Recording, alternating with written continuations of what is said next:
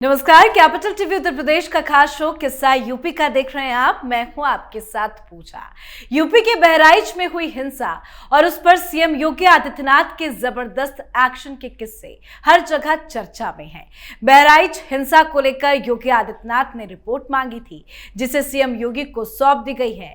CM ने DGP Prashant Kishor, ADG law Amitabh यश, ACS home Deepak Kumar और home secretary Sanjeev Gupta को बुलाकर इस रिपोर्ट की पूरी जानकारी ली है। 1 घंटे चली इस बैठक में इस पूरे मामले पर विस्तार से चर्चा हुई और अब बहराइच में दंगाइयों के खिलाफ अब तक का सबसे बड़ा एक्शन होने जा रहा है। हिंसा करने वाले आरोपियों के घरों पर कभी भी बुलडोजर चल सकता है। घरों और दुकानों पर नोटिस चस्पा किए जा चुके हैं। ये नोटिस रामगोपाल मिश्रा की हत्या के मुख्य आरोपी सहित कईयों के घरों पर लगाई गई है।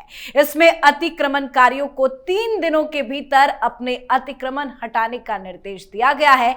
हालांकि सबसे बड़े एक्शन से पहले ही बहराइच में लोग खौफ में है। उन्होंने अपना बोरिया बिस्तर समेटना शुरू कर दिया है, दुकानों को खाली भी कर दिया है। तो योगी के एक्शन की किस्से पर ही आज चर्चा करेंगे। मेरे साथ स्टूडियो में मौजूद हैं कैपिटल टीवी के एग्जीक्यूटिव एडिटर राजीव जी। सर, आपका बहुत बहुत स्वागत। धन्यवाद। सीएम योगी आदित्यनाथ को इस पूरे हिंसा की रिपोर्ट सौंप दी गई है। क्या कुछ हुआ है इस मीटिंग में और आगे सीएम योगी का क्या है एक्शन प्लान? देखिए, ये रिपोर्ट सौंपी गई है।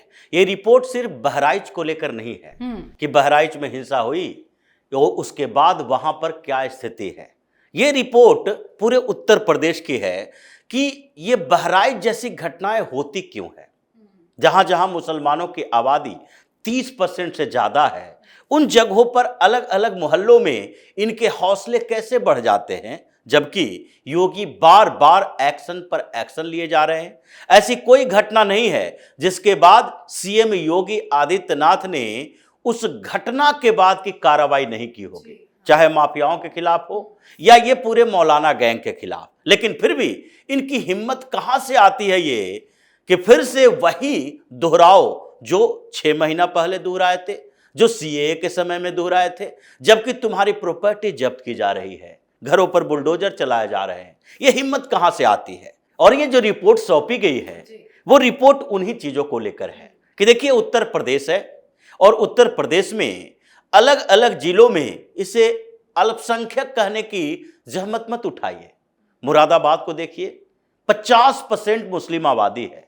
रामपुर को देखिए, 50% मुस्लिम आबादी है। अब रामपुर में ये जो आजम खान का गढ़ रहा करता था, वहां पर आप कहेंगे कि मुसलमानों की हिम्मत तोड़ देंगे ये छोटी मोटी कार्रवाइयों से, ये नहीं हो पाएगा। उसके लिए बड़ी प्लानिंग करनी पड़ेगी। और उसके बाद जैसे मुरादाबाद और ये रामपुर जैसे जगह पर तो 50% मुसलमान हैं, लेकिन मुजफ्फरनगर, शामली को देखिए, यहाँ 40% से ज्यादा है। 42-43% के आसपास मुस्लिम आबादी है। अमरोहा को देखिए, 30% से ज्यादा मुस्लिम आबादी। ये बहराइच में ही 33 से 35% माना जाता है मुस्लिम आबादी। और बहराइच शहर में तो मुसलमानों का आबादी है लगभग 50 से 56% के बीच। और उस मुस्लिम किला में क्या होता है, कुछ मौलाना उभरते हैं जी। और वो मौलाना जब उभरता है तो उसके दिमाग में क्या चलता है, हिंदुस्तान के खिलाफ। यानी हिंदुस्तान के खिलाफ इसलिए कह रहे हैं कि ये हिंदुस्तान को अपना मुल्क मानता नहीं है।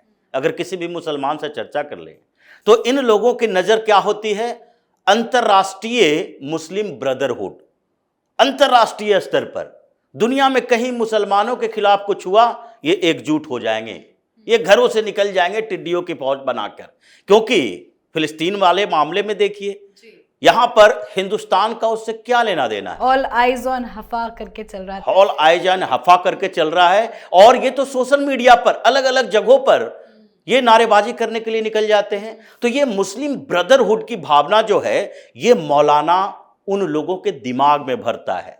और कैसे भरता है, उसके लिए इस्तेमाल किया जाता है मस्जिदों का जी। और उन मस्जिदों में ये जो बार बार कहा जाता है, जुमे की नमाज तो इकट्ठा होकर पढ़ना चाहिए। इकट्ठा होकर पढ़ने का क्या मतलब है? इकट्ठा होकर पढ़ने का मतलब है कि आप अगर जुमे की नमाज अदा करने जाते हो तो घर के 5 लोग इकट्ठा हो जाओ। वो नहीं करेगा, पूरे मोहल्ले को इकट्ठा होना चाहिए। अगर आप वर्क प्लेस पर हो, यानी कि कहीं काम पर हो, तो काम पर उसके आसपास के सारे मुसलमानों को उस मस्जिद में आना चाहिए। क्यों? क्योंकि वहां पर नमाज सिर्फ अदा नहीं की जाती है, ये तो कहीं भी की जा सकती है। इसके लिए तो इस्लाम में ही कोई नियम कानून ऐसा नहीं है कि जैसे हिंदुओं में है कि मंदिर में जाकर पूजा कर सकते हैं। मस्जिद को तो असेंबली सेंटर बताया गया है कि वहां पर इकट्ठा होने की जगह है, वो पूजा स्थल नहीं है। नमाज कहीं भी अदा कर सकते हैं और ये करते भी हैं, ट्रेन में चलते हुए, प्लेटफॉर्म पर, कहीं भी, घर में, बाहर में, फुटपाथ पर, पार्क में, हर जगह करते हो। उसके लिए मस्जिद जाने की क्यों जरूरत पड़ती है? मस्जिद इसलिए जाया जाता है कि सप्ताह में एक दिन डोज दिया जाए जी। ये जो नमाज के बाद तकरीर होती है, और ये मौलाना तकरीर के लिए आते हैं और कहते हैं देखो तुम क्या हो, तुम हो मुसलमान, और मुसलमान किसी राष्ट्रीय पहचान से जुड़ा हुआ नहीं है। मुसलमान का मतलब है अंतरराष्ट्रीय स्तर पर पूरी दुनिया में जब तक इस्लाम ना फैला दें तब तक गैर मुसलमानों को काफिर मानो। ये हमारे साथ उठने बैठने के लायक नहीं है, इनकी पूजा पद्धतियां हमारे एक्सेप्ट करने के लायक नहीं है कभी भी। ये जो सनातन धर्म के अलावा जितने भी यहां पर धर्म सेक्ट आए, चाहे यहूदी हो, इस्लाम हो, ईसाई हो, जितने भी आए, ये सब किस आधार पर काम करता है और कैसे बनाया गया? ये सब इंक्लूसिव नहीं है, एक्सक्लूसिव है। सारे धर्म में एक्सक्लूशन की पॉलिसी आई कि इसे भी नकारो, इसे भी नकारो, सबको नकार दो और एक को एक्सेप्ट करो। जैसे इस्लाम में भी एक को एक्सेप्ट करो और सबको नकार दो, सारे स्थानीय संस्कृति को खत्म कर दो, जैसे अरब में अभी चल रहा है। सऊदी अरब में फिर से लात बेनात देवी देवताएं जो थी, उन सब की मूर्तियां फिर से स्थापित की जा रही है। क्यों? क्योंकि इन लोगों को लगा कि इस्लाम के नाम पर पूरी हमारी संस्कृति चौपट कर दी गई। क्रिश्चियनिटी में भी यही है। पूरा नॉर्डिक रीजन जहां पर वाइकिंग्स रहा करते थे, उन लोगों के स्थानीय संस्कृतियों को खत्म कर दिया गया। उनके देवी देवता अब कार्टून बन गए हैं। ये थॉर जो जिसके ऊपर सिनेमा बनता है, वो वहां के देवता, समुद्र के देवता, पवन के देवता, उन लोगों को कार्टून बना दिया गया और बस एक ही गॉड और उनके पैगंबर ईसा मसीह। तो ये लोगों ने ये सबको बाहर निकाला और सनातन संस्कृति की यही खूबसूरती रही। ये जो धर्म बना तो ये इंक्लूसिव तरीके से बनाया गया। मतलब आप हमारे साथ हो तो ठीक है, हमारे ईश्वर को मानो, हम आपके देवता को भी मानेंगे। नदी, पहाड़, पर्वत, झील, झरना, यानी कि अगर आप किसी भी जानवर में श्रद्धा रखते हैं, हम उन्हें भी देवी देवता मानते हैं। और सबको अपनी अपनी जगह पर स्थान दिया, चाहे कोई भी जानवर भी हो।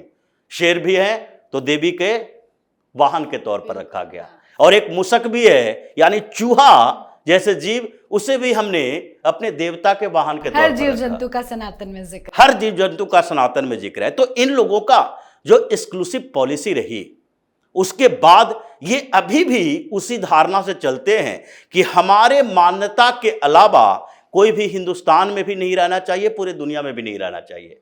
और ये इसके मस्जिदों की तकरीर में बताई जाती है, और फिर वहां से ये नफरत लेके बाहर निकलते हैं और ज्यादातर जुमे की नमाज के बाद ये लोग इकट्ठा होते हैं और भीड़ में कहीं ना कहीं हमला करेंगे, कहीं ना कहीं प्रदर्शन करेंगे। ये हर जगह पर, ये चाहे इलाहाबाद की घटना हो, प्रयागराज की घटना हो, या कानपुर की हो, या फिर उसके बाद बरेली की घटना हो, जितनी भी घटनाएं हुई है उसमें एक कॉमन पॉइंट देखा गया कि ये लोग जुमे की नमाज के बाद बाहर निकलता है और भीड़ की शक्ल में हंगामा करना शुरू कर देता है। ऐसे तो मैसेज देकर बुलाना पड़ेगा, लेकिन उस समय तो मैसेज ऑलरेडी दिया हुआ रहता है कि उस दिन दोपहर में हमको एक साथ होना है। ऐसा नहीं होता है कि सुबह के लिए आपको इकट्ठा होना है, शाम के नमाज के लिए इकट्ठा होना है, बस एक टाइम है, दोपहर में हम लोगों को इकट्ठा होना है। तो ये जो परंपराएं चल रही है, इस रिपोर्ट में इन चीजों का जिक्र है कि अलग अलग जगहों पर ये जो जुमे की नमाज के लिए इकट्ठे होते हैं लोग, उस पर निगरानी रखना जरूरी है। जिन मस्जिदों में तकरीर हुई और वो हम लोगों के खिलाफ गया, जहर भरने वाले हैं, जैसे मदरसों में पढ़ाई की जाती है, काफिरों का सर्वनाश कर दो, यही तो उनका मूल मंत्र है। और काफिर कहता किसे है? हमें। जो हम उसे संरक्षण दिए हुए हैं हिंदुस्तान में, उसी को ये काफिर कहता है। और उन काफिरों के खिलाफ, हमारे खिलाफ ही, हमारे ही पैसों से, हमारे ही संसाधनों से, हमारी सरकार के सारे रिसोर्सेज का उपयोग करके ये लोग है जो दंगा फैलाएगा, हमें डराने की कोशिश करेगा। तो इस रिपोर्ट में सबसे बड़ी बात यही है कि जितने ये मुस्लिम बाहुल क्षेत्र हैं, उन जगह पर जितने मस्जिदें हैं, जुमे की नमाज के समय में इन जगहों पर निगरानी रखी जानी चाहिए और वहां पर देखा जाना चाहिए कि जो मौलाना जहर उगलता है, ये जाकिर नायक के चेले हैं, उन लोगों को पकड़कर अंदर करो। यही जहर पैदा करता है और जहरीला सांप निकालता है। तो इसलिए इनके फन कुचलने के लिए जरूरी है कि जड़ से काटो और इन मौलानाओं पर नजर रखना जरूरी है। फिर इस रिपोर्ट में ये आगे की संभावनाओं पर बात की गई है कि उसके नजर रखने के लिए हमें एक खुफिया पुलिस की जरूरत है, आईबी की जरूरत है। इन जगहों पर हम वर्दी में जाएंगे तो ये कहीं से गोली चला देगा, जैसे राम गोपाल मिश्रा को कहीं से गोली चला के मार दिया। इन लोगों की तो आदत है, ये सामान्य तरीके की मानसिकता वाले नहीं हैं, ये हिंसक मानसिकता वाले हैं। उत्तराखंड की एक खबर आ रही है, वहां पर हॉस्पिटल में झगड़ा हुआ, लोगों ने मारपीट शुरू कर दिया। राजस्थान से खबर आ रही है कि जागरण हो रहा था, संघ के 12 कार्यकर्ताओं को इन लोगों ने क्या किया, घायल कर दिया कि लाउड स्पीकर मत बजाओ, कम कर दो, तो तुम पुलिस से शिकायत कर दो।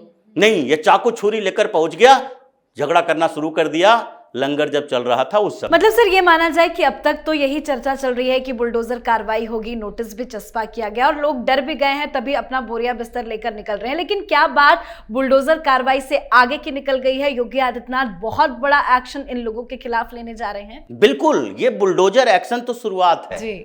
इन लोगों के मनोबल को तोड़ने का तरीका है, क्योंकि ये कहता है बार बार कि एक हो जाओ, एकजुट हो जाओ। ऐसे एकजुट है ही, इसमें कोई दो राय नहीं है कि एकजुट नहीं है, लेकिन इस एकजुटता में वो जो मानसिक स्तर पर एकजुट होकर रहा है, ये सोचता है कि ये हमारा किला है, इस्लामिक किला है, इस जगह पर 10,000 में से 8,000 मुसलमान हैं, 2,000 दूसरे लोग हैं।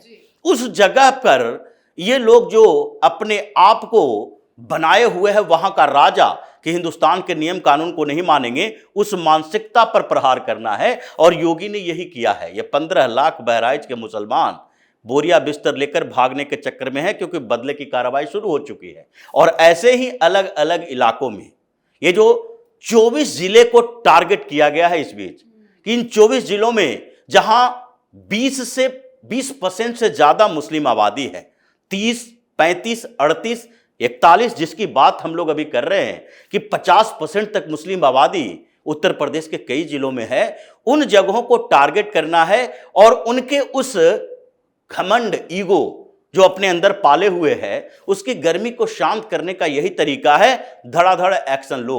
ये इंतजार मत करो कि बहराइच जैसी कोई घटना होगी तो वहां पर हम फिर से चस्पा करेंगे और नोटिस लगाएंगे, फिर बुलडोजर एक्शन होगा।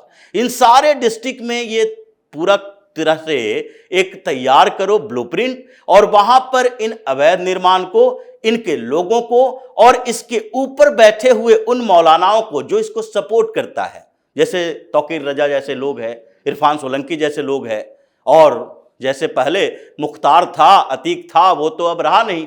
तो ये लोग जो बैठे हुए हैं, मदनी जैसे लोग, इनके ऊपर नजर डालो और इन लोगों पर कार्रवाई करनी जरूरी है, ताकि इनके दिमाग में जो अभी भी फितूर चला हुआ है कि हमने इस देश पर 300 सालों से ज्यादा शासन किया, उस शासन करने वाली मानसिकता को तोड़ना है। और योगी का प्लान अब यही है, जिसके कारण ये बोरिया बिस्तर बांध रहे हैं कि अब ठिकाना ढूंढे, उत्तर प्रदेश से बाहर जाएंगे तो कोई ऐसे राज्य में जाओ जहां कांग्रेस की सरकार हो, जहां इन लोगों को समर्थन देने वाली सरकार हो, तो ये अपने दड़बे बनाकर, ज्यादा राज्यों में तो बीजेपी की सरकार है, कहीं शरण भी नहीं मिलेगा ऐसे। इनको शरण लेने के लिए फिर कर्नाटक जाना पड़ेगा, केरल जाना पड़ेगा। जो स्थिति अभी उत्तर प्रदेश में चल रही है, अगर योगी इसी मोड में रहे तो अगले 6 महीनों में इन सब की गर्मी शांत हो जाएगी। बिल्कुल सर, बहुत बहुत धन्यवाद सर समझाने के लिए। धन्यवाद। तो यूपी के बहराइच में हुई हिंसा को लेकर मुख्यमंत्री योगी आदित्यनाथ ने सख्त रूप अपना लिया है। मुख्यमंत्री ने बहराइच में हुए दंगे और उस दौरान बरती गई लापरवाहियों पर अधिकारियों से गहन जानकारी ली है। रिपोर्ट में यह बताया गया है कि दंगे के दौरान पुलिस अफसर दंगों को नियंत्रित करने में असफल क्यों रहे हैं। मतलब जो लोग पुलिस की कार्रवाई पर सवाल खड़े कर रहे थे, योगी आदित्यनाथ ने उनके ही खिलाफ एक्शन लेने की तैयारी कर ली है। बताया जा रहा है कि कभी भी किसी भी वक्त वक्त बहराइच में बुलडोजर चल सकता है, लेकिन अब बात बुलडोजर से आगे निकल गई है। योगी आदित्यनाथ एक अलग तरह की प्लानिंग में जुटे हैं और ये एक्शन सभी को बड़ा लगने वाली है। आज के हमारे शो में फिलहाल इतना ही। देखते रहिए कैपिटल टीवी। नमस्कार।